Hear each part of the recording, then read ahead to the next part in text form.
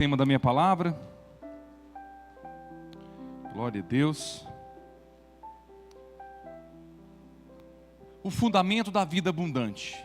Eu quero falar com você, irmãos, algo muito sério, que às vezes você não tem, às vezes sim, muita convicção, que o fundamento da nossa vida, que é Cristo, é o fator principal para nós termos uma vida em abundância. O fundamento significa o quê, irmãos? Se você pegar o significado do que é o fundamento, é uma base, é uma estrutura.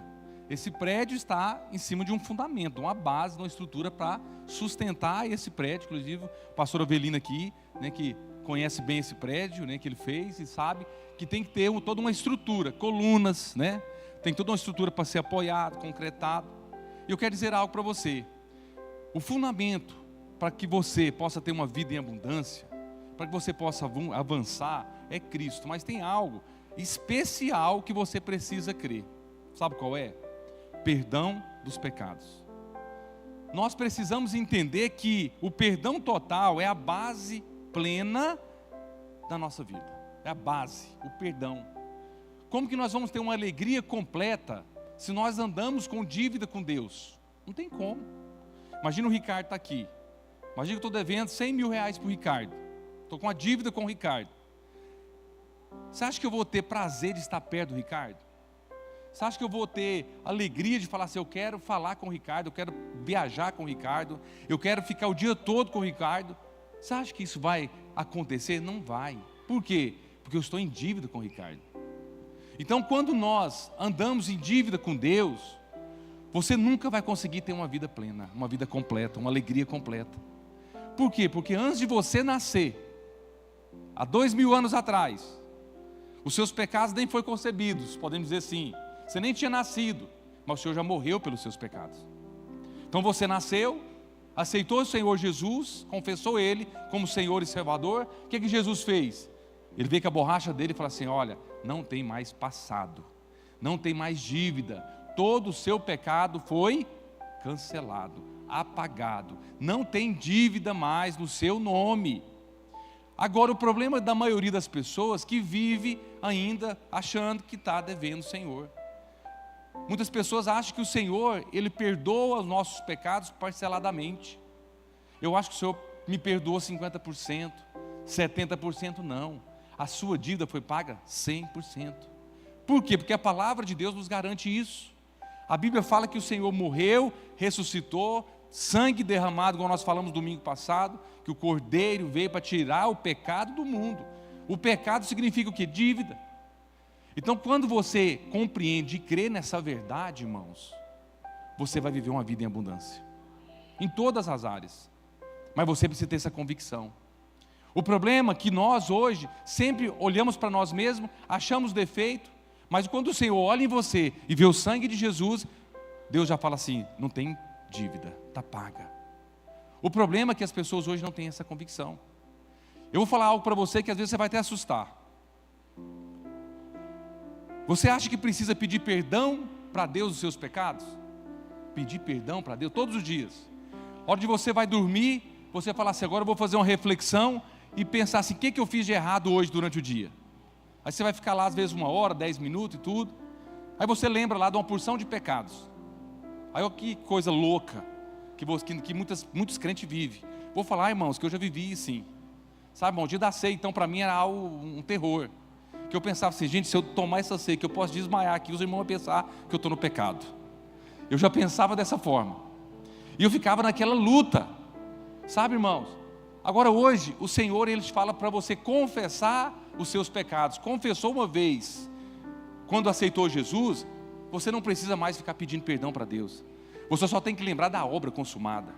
Falar, Senhor, esse aqui está lá no pacote, lá na cruz do Calvário. Fui perdoado, fui lavado, fui remido, fui santificado. Sabe, irmãos? Vamos ver o que a palavra de Deus diz sobre isso? O microfone está chegando legal aí? Tá, né? Amém. Acho que é o barulho da caixa de som ali. Então, irmãos, Tiago capítulo 4, verso 7, diz o seguinte, portanto, Tiago, vamos lá, capítulo 4, verso 7, eu acho que eu nem projetei, nem passei para a mídia esse versículo, mas eu quero aqui acrescentar aí na sua vida, diz assim, portanto, submeta-se a Deus, resistam resistam ao diabo. E ele o que, irmãos? Fugirá de Deus. Você. Aleluia. Então, como que o diabo vai resistir, vai fugir de mim e de você? Quando você submete a Deus. E como que você submete a Deus? Declarando que você é filho, que você é escolhido, que seus pecados foram apagados. Quando você vive dessa maneira, nessa renovação da sua mente, Paulão, a sua vida vai ser abundante. Olha o verso 8. O verso 8 diz assim: aproxime-se de Deus e Ele aproximará de vocês. Aí que ele fala, pecadores, porque nós somos pecadores. Agora ele fala que limpe as mãos. Porque qual a diferença de lavar com limpar? Porque nós estamos vivendo um mundo, irmãos, que nós possamos às vezes ser contaminados. Você pode estar com o coração às vezes tem um dia triste, com uma palavra, ou às vezes uma pessoa te magoou. Aí ele fala assim, ó, limpe as mãos. Como você vai limpar as mãos? Declarando que o sangue de Jesus está liberado na sua vida e você vai ser purificado. E fala, e vocês que têm mente dividida também, purifique o coração. Qual que é o significado verdadeiro da purificação? Purificar significa o quê? Lavar. E o que nos lava, irmãos? É o sangue de Jesus. Quem crê aqui que o sangue de Jesus já te lavou? Então nós precisamos de crer, irmãos. Viver em santidade, irmãos, é viver debaixo do sangue de Jesus. Eu acho interessante que na Páscoa muitas pessoas falam assim, nós temos que viver em santidade, não podemos varrer casa, não podemos não sei o que, fazer isso, fazer aquilo. As pessoas acham que você fazendo isso, você está vivendo em santidade. Mas a verdadeira santidade não é isso, irmãos. A verdadeira santidade é quando você aproxima de Deus, Ele aproxima de você. A verdadeira santidade é quando você anda debaixo do sangue de Jesus, declarando que você é filho, que você é um vencedor, que você é mais que vencedor. Quando você vive dessa forma, irmão, sua vida vai ser abundante, plena. Irmãos, quantas pessoas que acham que uma vida de santidade, irmãos, é algo exterior. Um exemplo, as roupas, vestimentas, cortar o cabelo, às vezes fazer algo nesse sentido, achando que isso é santidade, mas não é. O significado de santidade é você aproximar de Deus, é você crer que o sangue de Jesus te lavou, te remiu. Quando você crê que o Senhor Jesus, Ele é o seu intercessor, Ele é tudo para você, automaticamente você está vivendo uma vida santa. Interessante, irmãos, que eu estava meditando essa palavra, lá em Hebreus, vamos ler aqui, capítulo 12, verso 14. Hebreus, capítulo 12, verso 14, diz assim, busque a paz com todos e a santificação. Aqui tem 2 pontos, busque a paz com todos e a santificação, sem a qual ninguém verá o Senhor. Então a paz, irmãos, está ligada à santificação. Então muitas pessoas acham que viver santificação é exemplo. Aqui na igreja, você está vivendo a santificação. Mas eu quero dizer algo para você. A santificação, ela é provada quando você está lá no mundo. Que as pessoas vê Deus em você. Vê as suas palavras, seu comportamento. E fala, ali é um homem de Deus. Ali é uma mulher de Deus. Então por isso que você busca essa paz com todos e viver nessa santificação, sem a qual ninguém verá o Senhor. Então não é você às vezes ir para o seu quarto, ficar o dia inteiro, não vou contaminar com o mundo, vou ficar numa caixinha, eu vou ficar preso que eu estou cada dia mais santo. Isso é uma mentira, isso não é a verdade. Olha, vamos lá para o verso 15. Não, nós lemos o 15 agora? Olha lá, vamos 15. O verso 15 de Hebreus 12 diz assim, tome cuidado para que ninguém se afaste da graça de Deus e para que nenhuma raiz de amargura, ao brotar, cause o quê? Perturbação e contamine muitos. Aqui o que é o significado? Vai para o verso 24, por favor, verso 24 agora, diz assim, a Jesus, o mediador de uma nova aliança, e ao sangue aspergido, que fala melhor do que o sangue de Abel. Por que que o sangue aspergido, que é de Cristo, ele fala mais? Porque ele veio para apagar todo o pecado da minha e da sua vida. Mas o sangue de Abel, irmãos, foi o que? Justiça, foi o sangue inocente. Então teve amargura, teve raiva, sabe? Teve ódio, teve ciúme, teve tantas outras coisas. Mas o sangue de Jesus não, ele veio do céu com o propósito de morrer, ressuscitar, o sangue ser derramado, para que nós possamos hoje ter vida em abundância. Então nós temos que crer nessa verdade.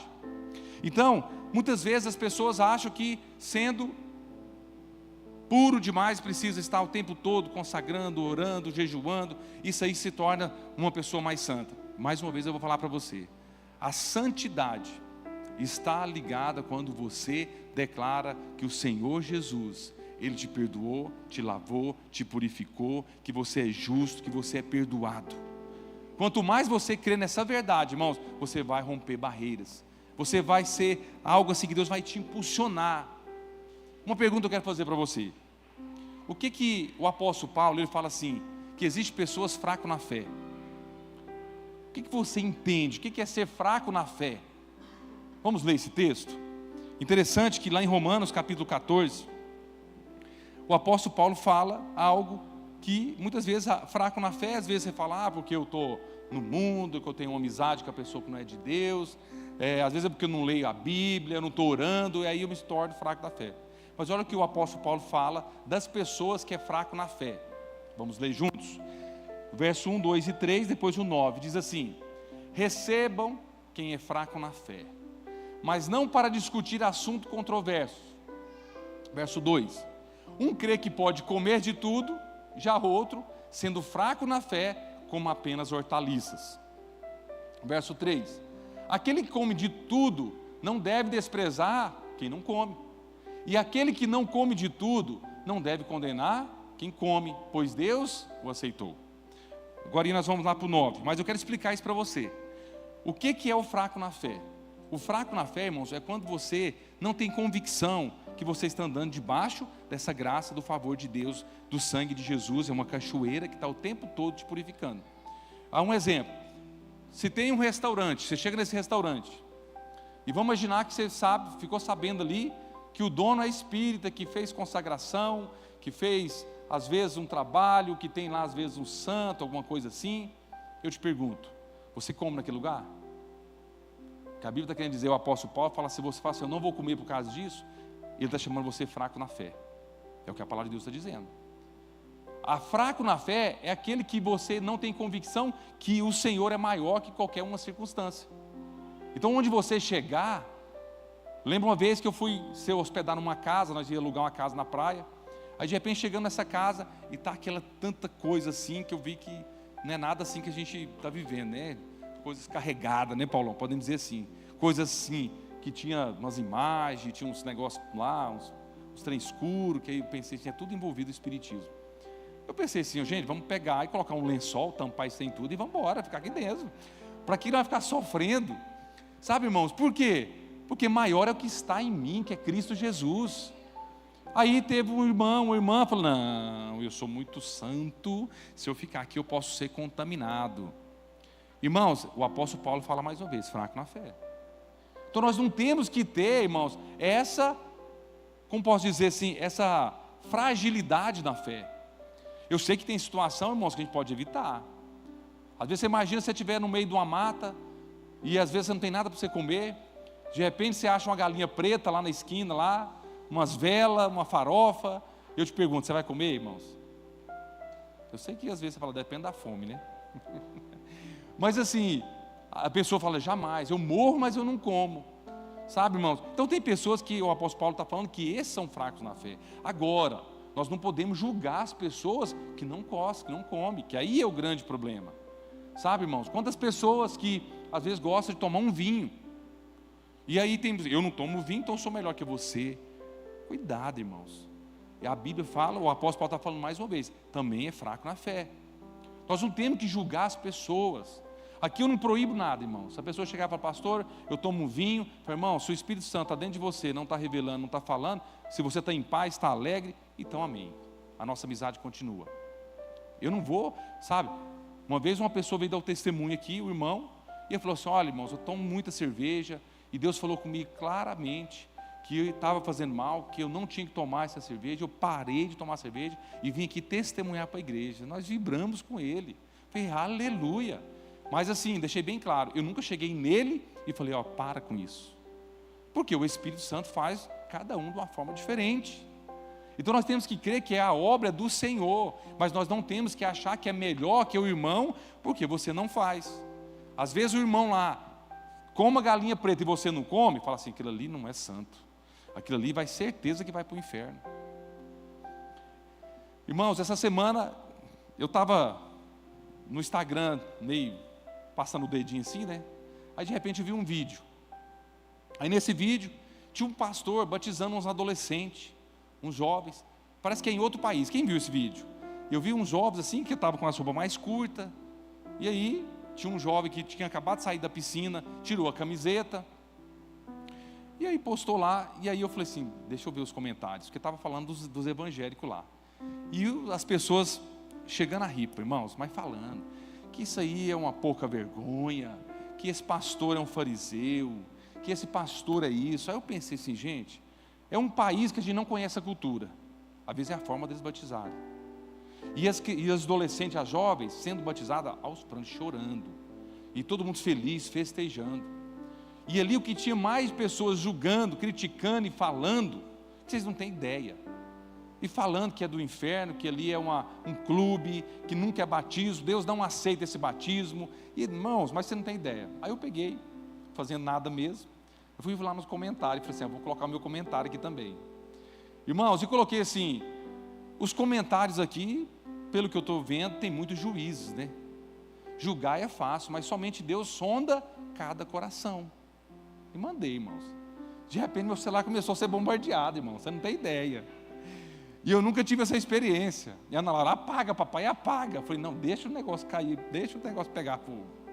Irmãos, e o povo começou a ir no meu responder, você é um pastor fariseu também, você é um pastor que endossa o pecado, e começou a falar que eu sou um pastor isso. Eu falei, meu Deus do céu, eu nem imaginava disso. Irmãos, mas falou tanto mal de mim, irmãos, que se você entrar lá e ver, você vai falar assim, meu Deus do céu, tadinho meu pastor.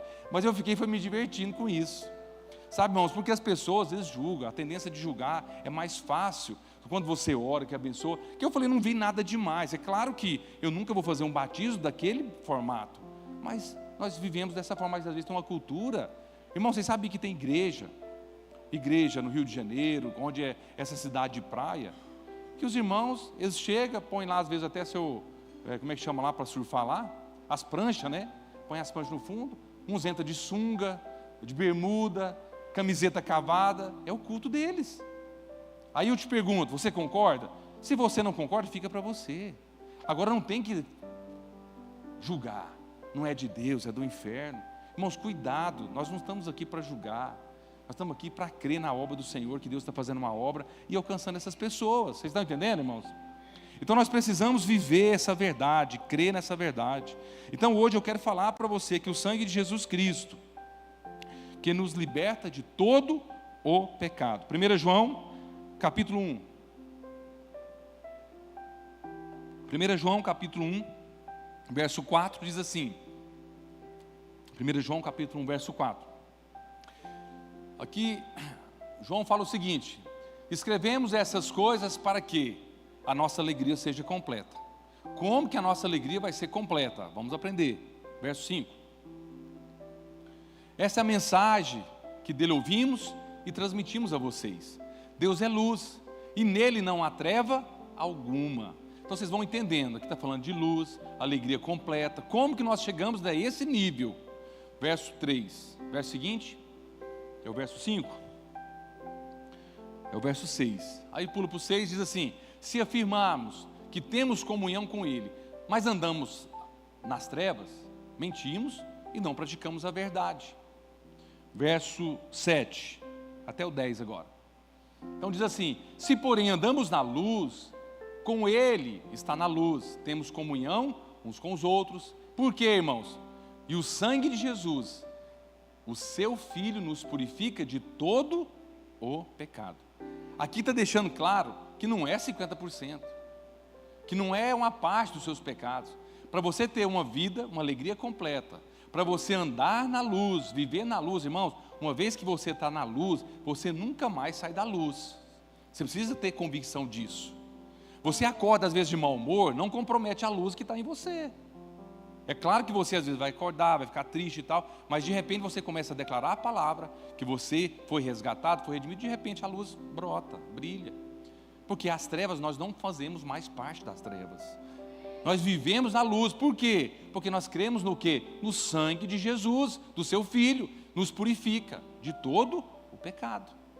Então, para você viver uma alegria completa, para que você possa viver essa luz todos os dias, em todas as áreas, você precisa crer no sangue de Jesus. Olha o verso 8. O verso 8 diz assim: se afirmamos que não temos pecado, aí que ele está falando uma observação, porque não tem como nós falar assim, ó, eu agora daqui para frente, eu não peco. Acabou de pecar, só de falar isso, não é verdade? Porque nós somos pecadores, irmãos, só que nós não temos a natureza do pecado, que é bem diferente. O pecado para nós é algo que nós não planejamos, não arquitetamos. Por isso que eu não acordo, irmãos, e muitas vezes eu falo que eu nem lembro que existe pecado, nem lembro, porque para mim já está resolvido, para mim já é página virada. Às vezes durante o dia, às vezes uma situação que eu fico nervoso, às vezes eu fico assim, uma pessoa me fecha no trânsito, e aí às vezes você fica assim meio assim, mas de repente, Deus, esse homem deve estar com problema, fazendo isso, e está tudo em paz. Mas eu não fico nessa coisa, pensar assim, o que eu fiz de errado? Mas por quê? Porque eu afirmo todos os dias, irmãos, que todos os meus pecados estão perdoados. Eu acordo de manhã olhando para o Senhor e declarando: Senhor, obrigado, Jesus. Obrigado pela bondade que me segue todos os dias. Obrigado porque as misericórdias renovam a cada manhã. Por que as misericórdias renovam a cada manhã? Você é para pensar nisso, irmãos? Para declararmos que todo o pecado está perdoado do anterior, está renovado, não tem mais passado. Hoje seu dia vai ser um dia abençoado. Por isso que se afirmamos que não temos pecado, enganamos a nós mesmos, e a verdade não está em nós. Verso 9 diz assim: se confessarmos os nossos, aqui eu quero que você preste atenção, se confessarmos os nossos pecados, Ele é fiel e justo para perdoar os nossos pecados, observe que está no plural, nossos pecados, e nos purificar de toda injustiça. Aqui existe que confessar o pecado, os nossos pecados.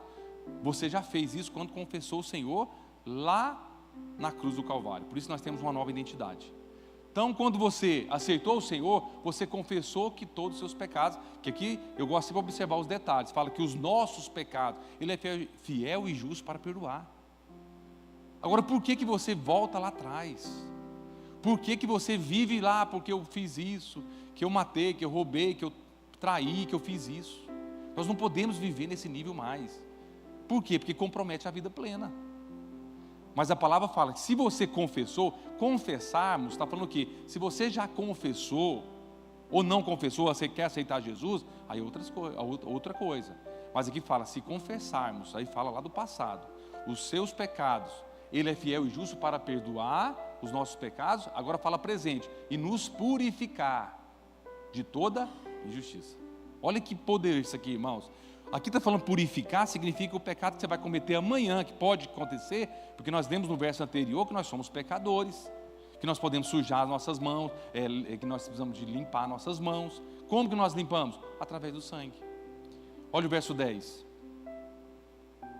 Verso 10 diz assim: se afirmarmos que não temos cometido pecado, fazemos de Deus um mentiroso, e a sua palavra não está em nós. Então não tem como. Irmãos, um pé de manga, ele não precisa dar manga para ser um pé de mangueira, não é verdade? Um pé de manga. Só dele veria o pé de manga e tal. Nós somos essa árvore, que nós tínhamos a natureza, mas nós somos pecadores. Mas nós não somos mais pessoas que vivem na lama, porque quem vive na lama é porco, e você não é porco, amém? Fala para o seu irmão, você é ovelha. Fala, você é ovelha, você não é porco. Amém, irmãos? Por quê? Porque a ovelha, irmãos, ela pode às vezes cair lá na lama, mas só que ela vai falar assim, aqui não é meu lugar. Aí ela sai dali, toma um banho do sangue de Jesus e está tudo certo. Não comprometeu o futuro, não comprometeu as bênçãos que Deus tem reservado para aquela pessoa. Por quê? Porque a natureza não é de lama. Então por isso que nós somos muito criticados, falando, né, até o Instagram falando que nós da graça endossa o pecado. Não, irmãos. Nós falamos que não tem como nós fugirmos, nós não podemos cometer pecado, mas só que o sangue de Jesus nos lava. Então quando um porco, ele vai na lama, o que ele gosta? Ele gosta de permanecer na lama. Agora, a pessoa, eu te pergunto, você cometeu um pecado? Não, eu gostei desse pecado, eu xinguei uma pessoa, agora daqui para frente eu vou começar a xingar todo mundo. É porque a pessoa gostou da lama, está entendendo, irmãos? Comigo? Agora, quando você não tem mais esse desejo, essa vontade, um sinal claro para nós, irmãos, é quando você às vezes vai para um ambiente que você viveu a vida inteira no mundo, E quando você volta lá, você fala, aqui não é o meu lugar. Você não tem prazer, você não tem alegria. Vocês estão entendendo, irmãos? Isso mostra que você é filho, que você é ovelha, que o Senhor tem prazer de cuidar. Ele é o nosso pastor, pastor de ovelha, amém? Glória a Deus. Então, o sangue de Jesus Cristo, seu Filho, nos purifica de todo o pecado. O verbo purificar está no presente, nós temos que crer nessa verdade. Mas muitos estão presos porque, assim como a verdade liberta, irmãos, a mentira prende as pessoas. Irmãos, a mentira prende as pessoas. Qual que é a mentira? É de falar que você não é salvo. Pessoas duvidam da sua salvação. Não, eu acho, não sei. Só Deus sabe se eu vou ser salvo. Então você está vivendo uma vida medíocre. Não está vivendo uma vida plena. Porque a salvação está ligada no perdão de pecados. Então o primeiro passo, você alcança a maior bênção da sua vida, salvação, amém?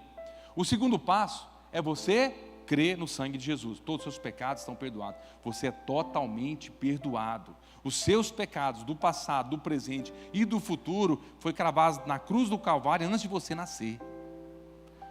Qual foi a sua atitude? Crer, declarar, entrega minha vida ao Senhor, confesso os meus pecados, que o Senhor é fiel e justo para me perdoar e me purificar. Amém, irmãos? Quem crê nessa verdade, diga amém. Glória a Deus. Aí lá também fala, naquele texto nós lemos, o significado da expressão se andarmos na luz.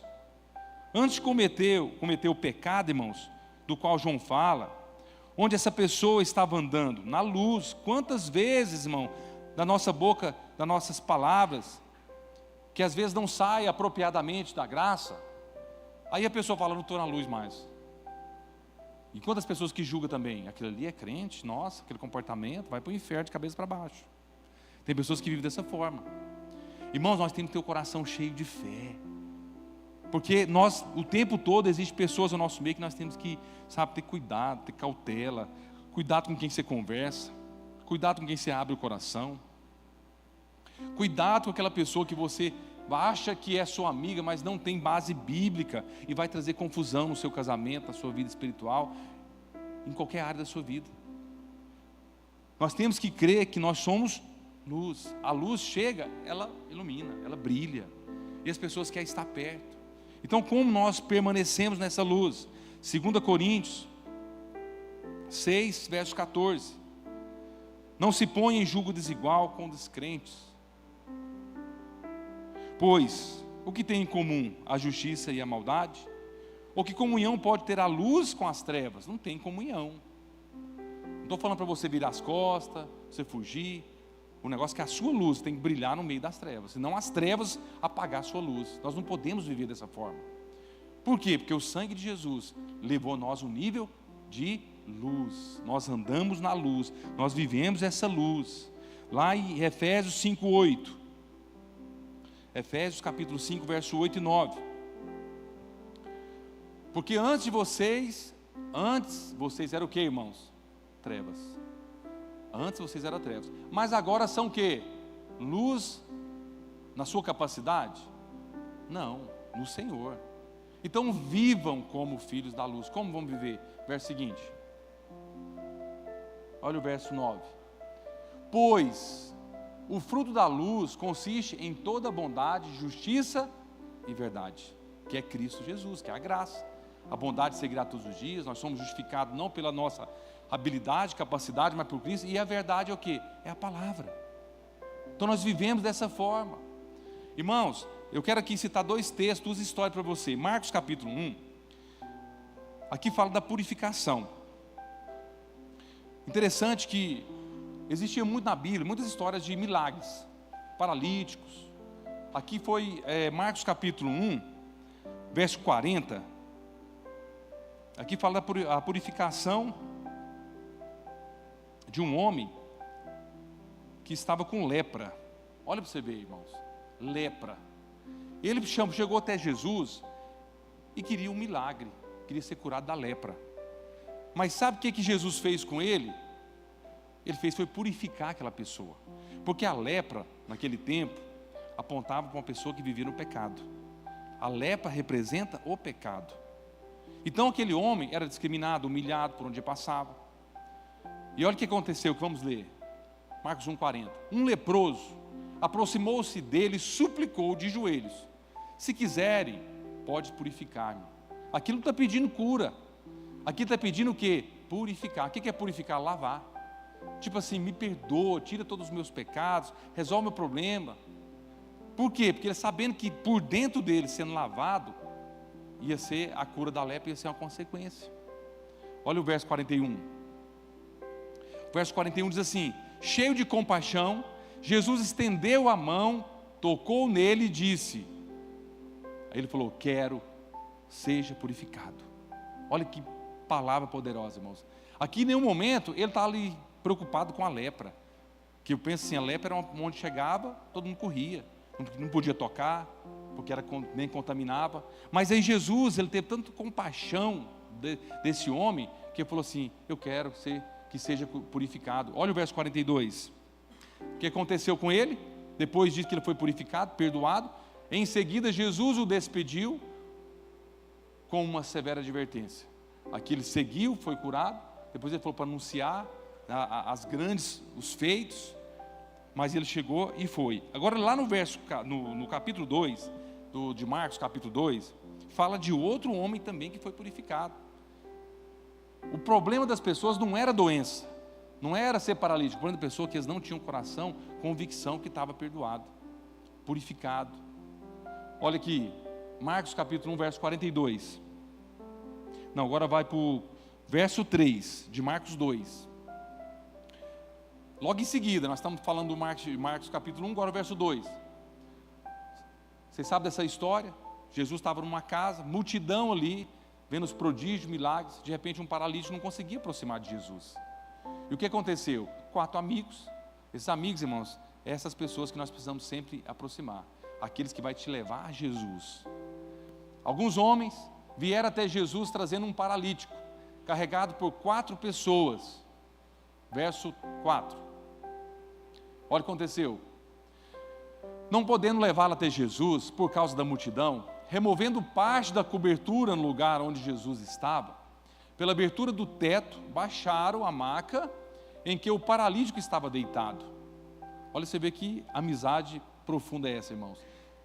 Arriscou até sua vida, subiu no telhado, tirou as telhas e desceu esse paralítico.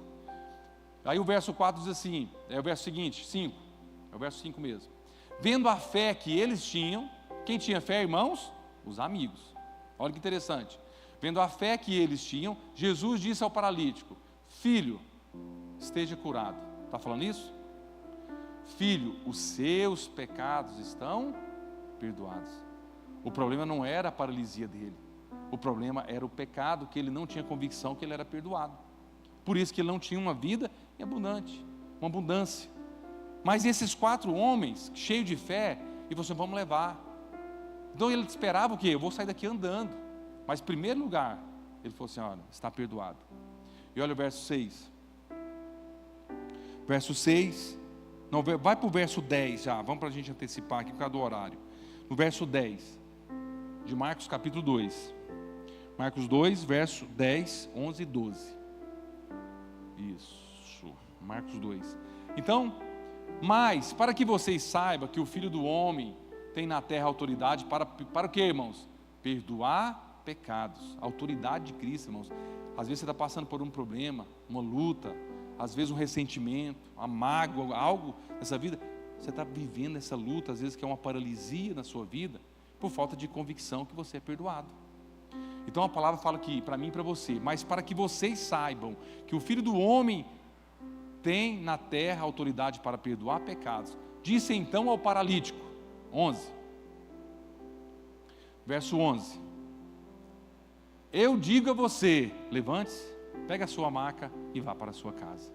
Verso 12: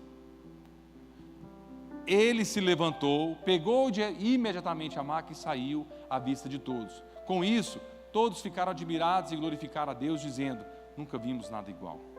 Olha que poder de Deus, irmãos. Por isso que você tem que declarar todos os dias: eu sou perdoado, eu sou filho amado.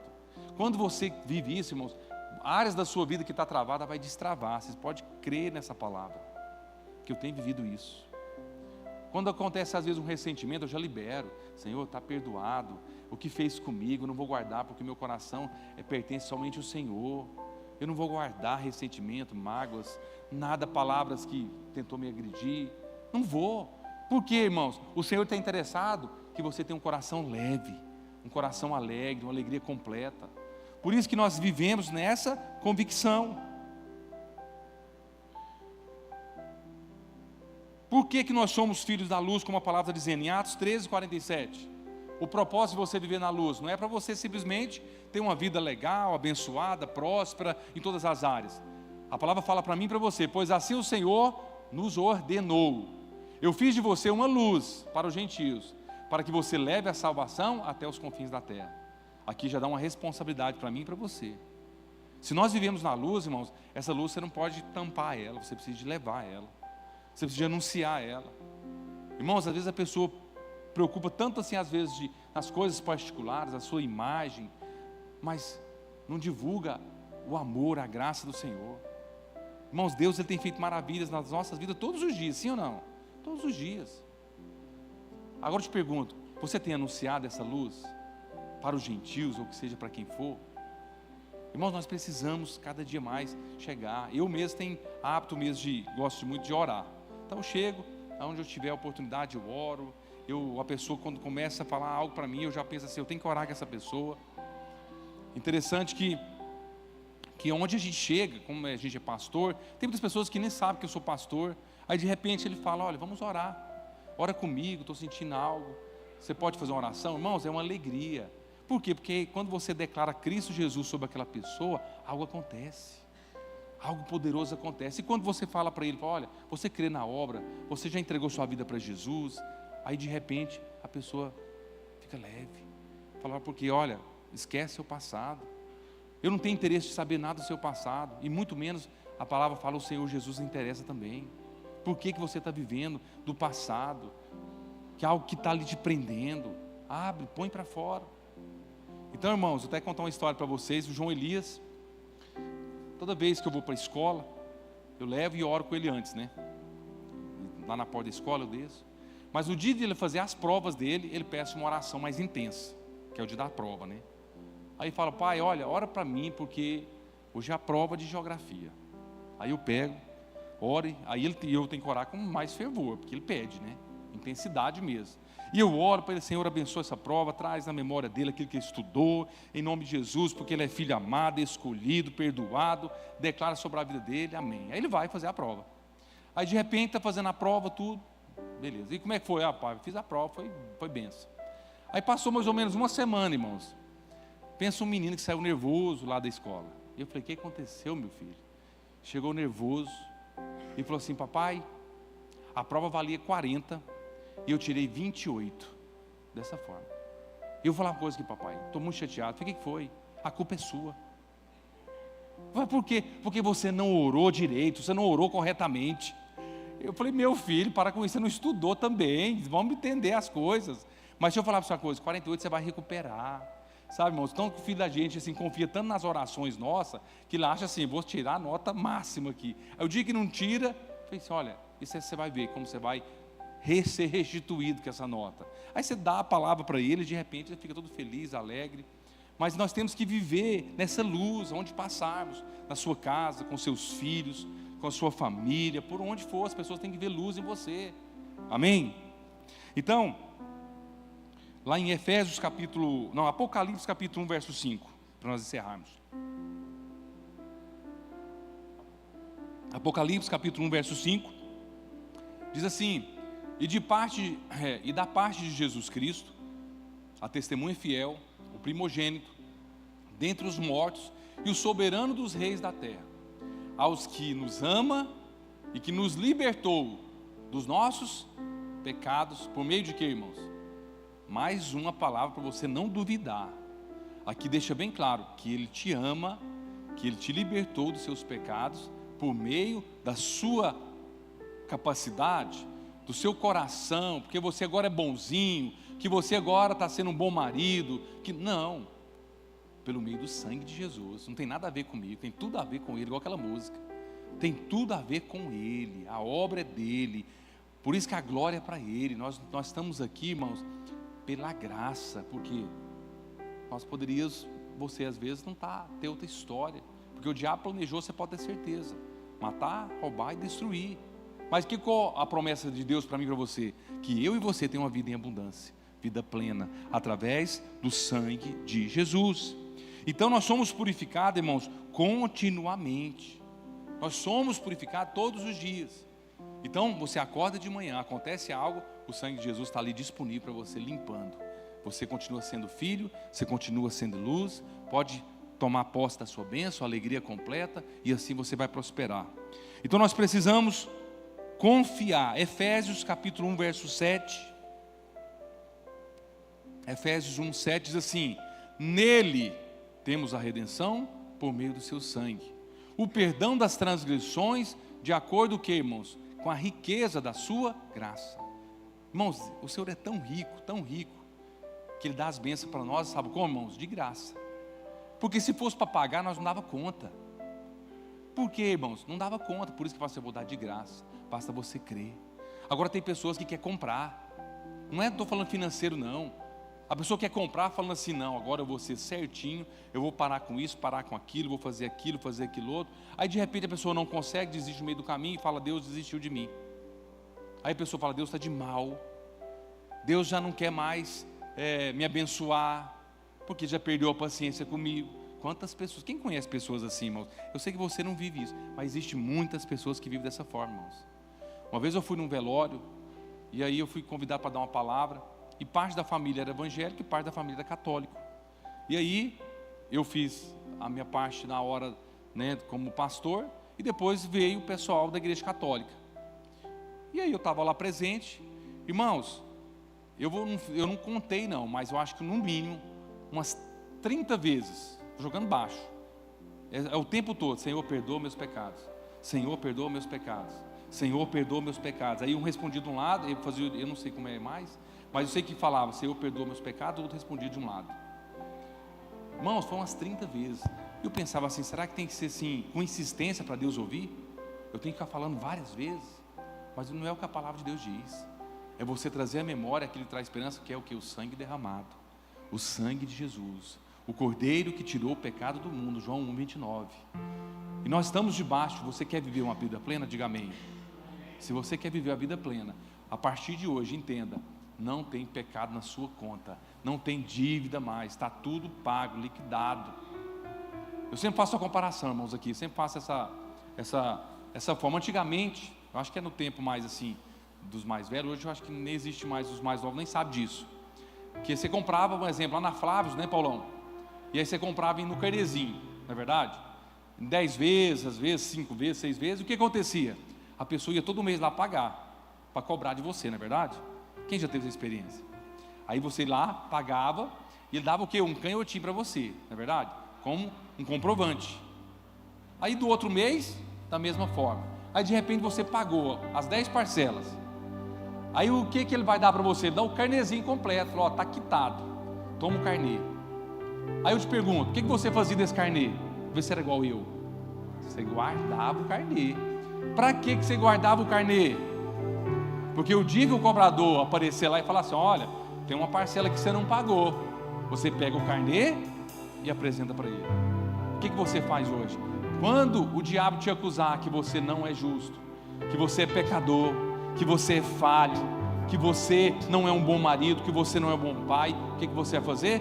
Pegar a palavra e falar assim: o sangue de Jesus me purificou, me perdoou, não tem mais dívida sobre a minha vida, eu sou livre, eu sou abençoado, eu sou perdoado. Quem crê, diga amém. Vamos ficar de pé em nome de Jesus.